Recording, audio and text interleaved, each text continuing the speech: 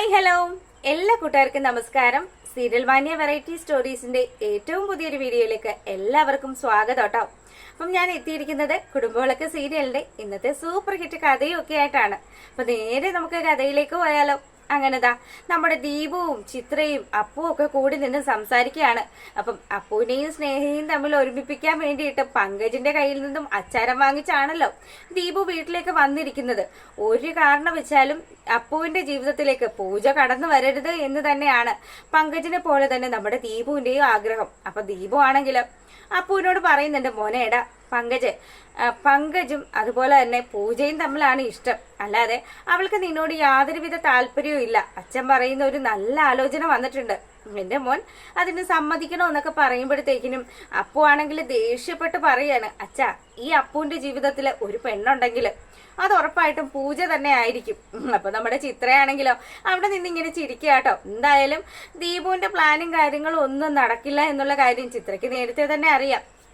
അപ്പം അപ്പു മുഖത്തടിച്ചതുപോലെ ഇങ്ങനെ ഒരു മറുപടിയൊക്കെ പറയുകയൊക്കെ ചെയ്തപ്പോഴത്തേക്കിനും ചിത്ര അവിടെ നിന്ന് പൊട്ടിച്ചിരിക്കുക. നിങ്ങൾക്ക് സമാധാനമായോ മനുഷ്യോ എന്ന് ചോദിക്കുമ്പം പുള്ളിക്കാരനാണെങ്കിൽ ദേഷ്യത്തോടു കൂടി അവിടെ ഇങ്ങനെ നിൽക്കുമ്പം ചിത്ര ഒരു കാര്യം കൂടെ പറയുന്നുണ്ട്, അതെ സിദ്ധു എത്രയൊക്കെ വന്നാലും സുമിത്രേച്ചിയുടെ മുൻ ഭർത്താവാണ്, പിന്നെ നമ്മുടെ 3 അനന്തരക്കാരുടെ അച്ഛനും കൂടിയാണ്. അപ്പം ആ കാര്യം നിങ്ങൾ മറന്നു പോകണ്ട. അദ്ദേഹം വീട്ടിലിപ്പോ സുമിത്രേച്ചിയുടെ ഒപ്പം ഉള്ളത് കൊണ്ട് തന്നെ നമ്മൾ പോയി കാണണമെന്നുള്ള കാര്യം പറയുക. അങ്ങനെതാ ദീപു തീരുമാനിക്കുകയാണ്, എന്തായാലും സിദ്ധാർത്ഥം മടങ്ങി എത്തിയതിന് പിന്നിൽ എന്തെങ്കിലുമൊക്കെ ഒരു ലക്ഷ്യം ഉണ്ടാകും. ശ്രീനിലയം അന്വേഷിച്ച് പരമശിവത്തിന്റെ വീട്ടിലെത്തിയതും അതിന് പിന്നിലും കഥകൾ ഉണ്ടാവുമല്ലോ. അപ്പൊ താൻ ഇതിൽ കളിച്ചിട്ടുള്ള കാര്യങ്ങൾ സിദ്ധു അറിഞ്ഞിട്ടാണോ വന്നിരിക്കുന്നത് എന്നുള്ള കാര്യം നമ്മുടെ ദീപുവിന് നല്ല സംശയം. അപ്പൊ ദീപു ആണെങ്കിൽ അത് എത്രയും പെട്ടെന്ന് കണ്ടെത്തണം. എന്നിട്ട് വേണം എങ്ങനെയാണ് ഇനി തന്റെ നാടകം ഏത് രീതിയിൽ അഭിനയിക്കണമെന്നുള്ള കാര്യം തനിക്ക് പ്ലാൻ ചെയ്യണമല്ലോ. അതിനുവേണ്ടി ഉറപ്പായിട്ടും സിദ്ധുവിന്റെ അടുത്ത് ചെന്നെങ്കിൽ മാത്രമേ അറിയാൻ സാധിക്കുകയുള്ളൂ.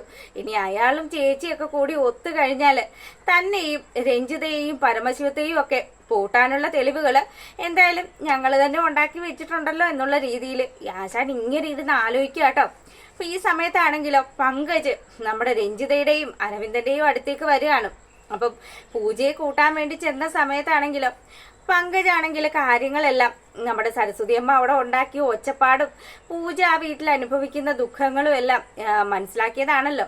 അതുകൊണ്ട് തന്നെ ഈ കാര്യങ്ങളെല്ലാം തന്റെ അമ്മയെ ബോധ്യപ്പെടുത്തുകയാണ് പങ്കജ്. അപ്പൊ പങ്കജ് പറയുന്നുണ്ട്, അമ്മ ഇന്നൊരു സംഭവം ഉണ്ടായി.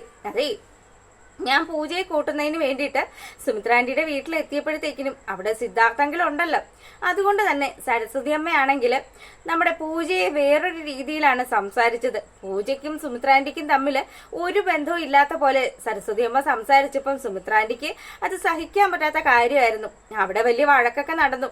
പിന്നെ ഞാൻ അവിടെ ചെന്നത് പൂജയെ കൂട്ടാനാണ് എന്നൊക്കെ പറഞ്ഞപ്പം സരസ്വതി അമ്മ പറയാണ്, ദേ രഞ്ജിതയും ഈ പങ്കജും ഒക്കെയാണ് നിന്റെ രക്തത്തിലുള്ള ആൾക്കാര്, അതുകൊണ്ട് നീ അവരോടൊപ്പമാണ് പോവേണ്ടത്. എന്റെ സുമിത്രയ്ക്കും സിദ്ധാർത്ഥിനും ഉണ്ടായത് 3 മക്കളാണെന്നും ഉള്ള കാര്യമൊക്കെ സരസ്വതി അമ്മ പറഞ്ഞത് ആണു വിടാതെ രഞ്ജിതയുടെ അടുത്ത് പറയുകയാണ് പങ്കജ്. അപ്പൊ രഞ്ജിതയാണെങ്കിലോ ആഹാ അവസരം എന്തായാലും മുതലാക്കണം, പറ്റിയ തക്കം തന്നെയാണ്. ഇപ്പൊ സരസ്വതി അമ്മ ഈ രീതിയിൽ കളിക്കുമ്പോഴത്തേക്കിനും പൂജ അവിടെ ഒറ്റപ്പെടുന്ന അവസ്ഥ വരും. അങ്ങനെ വന്നു കഴിഞ്ഞാല് എടാ മോനെ സരസ്വതി അമ്മ പറഞ്ഞതുപോലെ തന്നെ അവളുടെ സ്വന്തക്കാര് നമ്മൾ തന്നെയാണ്. അപ്പം ആ അവസരം നമ്മളങ്ങ് മുതലാക്കണമെന്ന് പറയുക. അപ്പൊ ഉടനെ തന്നെ നമ്മുടെ പങ്കജ് ആ രീതിയിൽ ചിന്തിക്കാട്ടോ. അമ്മ ഞാൻ എന്നിട്ട് അവളെ വിളിക്കുകയൊക്കെ ചെയ്തു. അപ്പൊ അവള് പറഞ്ഞത് സുമിത്രാന്റി വിടുന്നില്ല, അതുകൊണ്ട് പങ്കജ് ഇപ്പൊ പോയിക്കോളാനാ പറഞ്ഞത്. എന്തായാലും ഞാൻ ഈ പറഞ്ഞ 4 മാസത്തിനുള്ളിൽ പൂജയെ വിവാഹം കഴിച്ചിരിക്കും. നമുക്ക് നഷ്ടപ്പെടുമെന്ന് വിചാരിച്ച മുതലുകളെല്ലാം തിരികെ ഞാൻ നേടിയെടുത്തിരിക്കുമെന്നുള്ള കാര്യം അമ്മയോട് ഒന്നും കൂടി ഓർപ്പിക്കുകയാണ് പങ്കജ്. അരവിന്ദൻ പറയുന്നുണ്ട്, എടാ മോനെ ദേ കളിക്കുമ്പം അച്ഛൻ കളിക്കുന്നത് പോലെ ബുദ്ധിപരമായി തന്നെ കളിക്കണം. എന്തായാലും സുമിത്ര ചില്ലറക്കാരിയൊന്നും അല്ല. പിന്നെ സുമിത്രയും സിദ്ധാർത്ഥം കൂടി ഒത്ത സ്ഥിതിക്ക് 2 പേരും കൂടി നമുക്കിട്ട് പണിയാനുള്ള സാധ്യതയൊക്കെ ഉണ്ട്. അതുകൊണ്ട് അതും കൂടി കരുതി വേണം മോൻ അവിടെ കയറി കളിക്കാനെന്ന് പറയാണ്. അപ്പൊ ഉടനെ തന്നെ നമ്മുടെ പങ്കജാണെങ്കിൽ അതൊക്കെ ഞാൻ നോക്കിക്കോളാം അച്ഛാ. എന്തായാലും അപ്പുവിന്റെ കാര്യത്തിൽ ഞാനൊരു തീരുമാനമാക്കിയിട്ടുണ്ട്. ദീപോങ്കിളിന്റെ ആവശ്യത്തിലേറെ പണം ഞാൻ നൽകിയിട്ടുണ്ട്. ദീപോങ്കിൾ ഇപ്പം അപ്പുവിന്റെ കല്യാണം ആലോചിക്കാനുള്ള കാര്യങ്ങൾ ചെയ്തു തുടങ്ങിയിട്ടുണ്ടെന്നാണ് എന്നോട് വിളിച്ചപ്പം പറഞ്ഞത്. അതുകൊണ്ട് ആ തലവേദന നൈസാക്കി ഞാൻ ഒഴിവാക്കിയിട്ടുണ്ട്. ഇനി എനിക്ക് അറിയേണ്ടത് പൂജയുടെ മനസ്സാണെന്നൊക്കെ പറഞ്ഞ് പുള്ളിക്കാരൻ ഇങ്ങനെ സംസാരിക്കുക. ഈ സമയത്താണെങ്കിലോ നമ്മുടെ സരസ്വതി അമ്മയാണെങ്കിൽ ഇതാ ശീതളിനെ പിടിച്ചിരുത്തി നല്ല രീതിയിൽ അങ്ങ് ഉപദേശിക്കുക. മോളെ, ആ വട്ടന്റെ ഒപ്പമാണ് നീ ജീവിക്കുന്നത്, പക്ഷെ ഇതുപോലെ ക്രൂരതയൊക്കെ കാണിക്കുന്നത് ഇപ്പൊ തന്നെ നീ കണ്ടില്ലേ. നിന്റെ തലയ്ക്ക് അടികിട്ടേണ്ടതാണ് എന്റെ മകൻ വന്ന് എരന്ന് വാങ്ങിച്ചത്. അതുകൊണ്ട് ഇങ്ങനെയൊക്കെ ചെയ്യുന്ന ഒരുത്തന്റെ കൂടെ നീ ഇനി എങ്ങനെ താമസിക്കാനാണ്? ഇത് കേട്ട് നമ്മുടെ സുമിത്ര അങ്ങോട്ട് വരുമ്പോ സുമിത്ര പറയുന്നുണ്ട്, ശീതളെ, എന്തായാലും മോള് പെട്ടെന്നൊന്നും അങ്ങോട്ട് പോകണ്ട. അവനെ നല്ല രീതിയിൽ തന്നെ ചികിത്സിക്കണം. ചികിത്സിച്ച് അവന്റെ അസുഖം മാറുമെന്ന് ഉറപ്പുണ്ടെങ്കിൽ മാത്രം അവനോടൊപ്പം ജീവിച്ചാൽ മതി. എന്തായാലും ഒരു കുഞ്ഞിന് പോലും നിനക്ക് ആഗ്രഹം ഉണ്ടായിട്ട് പോലും അവനത് തരാൻ സാധിക്കുന്നില്ലല്ലോ. അങ്ങനെയുള്ള ഒരുത്തന്റെ കൂടെ എന്തിനാ മോളെ ഇങ്ങനെ ജീവിതം കഴിക്കുന്നതെന്ന് പറയുമ്പം, എടി സുമിത്ര പറയുന്ന കാര്യങ്ങളൊക്കെ കേട്ട് കഴിഞ്ഞാൽ മോളെ നിന്റെ ജീവിതം നിലനിൽപ്പുണ്ടാവില്ലാത്ത അവസ്ഥയിലേക്കായി പോകും. അതുകൊണ്ട് ഇപ്പൊ നിന്റെ കാര്യത്തിൽ തീരുമാനങ്ങൾ എടുക്കാൻ നിന്റെ അച്ഛൻ സ്ഥലത്തുണ്ട്. നിന്റെ അച്ഛൻ ദാ അപ്പുറത്തെ റൂമിലുണ്ട്. അതുകൊണ്ട് നിന്റെ അച്ഛനോട് കൂടി ആലോചിച്ചിട്ട് എന്താ വേണ്ടതെന്ന് വെച്ചാൽ ചെയ്താൽ മതി എന്നുള്ള ഉപദേശമാണ് സരസ്വതി അമ്മ കൊടുക്കുന്നത്. അപ്പൊ പെട്ടെന്ന് തന്നെ നമ്മുടെ ശീതളാണെങ്കിലോ, എന്തായാലും എനിക്ക് എന്റെ അമ്മ പറയുന്ന കാര്യങ്ങൾ തള്ളിക്കളയാൻ പറ്റില്ല. സച്ചിന് ശരിക്കും എന്തൊക്കെയോ മാനസിക പ്രശ്നങ്ങളുണ്ട്. ഞാൻ പലതും സഹിച്ചിട്ടാണ് അച്ഛമ്മ അവിടെ നിന്നത്. എന്തായാലും സച്ചിനോടൊപ്പം ഇപ്പൊ എന്റെ അച്ഛനെ ഈ ഒരു അവസ്ഥയിൽ കൂടി ആക്കിയല്ലോ. അങ്ങനെയുള്ളപ്പം എനിക്ക് ഒരു കാരണവശാലും അവനെ എനിക്ക് ഉൾക്കൊള്ളാനായിട്ട് സാധിക്കില്ല. എന്തായാലും അവന്റെ സ്വഭാവങ്ങളൊക്കെ മാറുമോന്ന് നോക്കട്ടെ. അതിനുശേഷം മാത്രമേ താൻ എന്ത് കാര്യം ചെയ്യുവാണെങ്കിലും ചെയ്യുള്ളൂ എന്നുള്ള കാര്യം പറയുക അവള്. അപ്പം ഇങ്ങനെ ഈ കാര്യങ്ങളൊക്കെ സംസാരിക്കുമ്പോഴത്തേക്കിനും നമ്മുടെ സിദ്ധു അപ്പുറത്തെ റൂമിലിരുന്ന് എല്ലാ കാര്യങ്ങളും ഇങ്ങനെ കേൾക്കുന്നുണ്ട് കേട്ടോ. അപ്പൊ പുള്ളിക്കാരനാണെങ്കിൽ ചിന്തിച്ചു വെക്കുന്ന കാര്യം എന്ന് പറഞ്ഞാല്, നമ്മുടെ അനിരുദ്ധ് പറഞ്ഞ ആ ഒരു വലിയ കള്ളം, സുമിത്ര മരണപ്പെട്ടു എന്ന് പറയുന്നത് ഏറ്റവും വലിയൊരു കള്ളമാണല്ലോ. അപ്പൊ സിദ്ധു അമ്മയും മകനും തമ്മിൽ പിണങ്ങരുത് എന്ന് വിചാരിച്ചിട്ടാണ് അനിരുദ്ധാണ് തന്നോട് ഈ സത്യങ്ങൾ പറഞ്ഞത് എന്നുള്ള കാര്യം ഒളിച്ചു വെച്ചത്.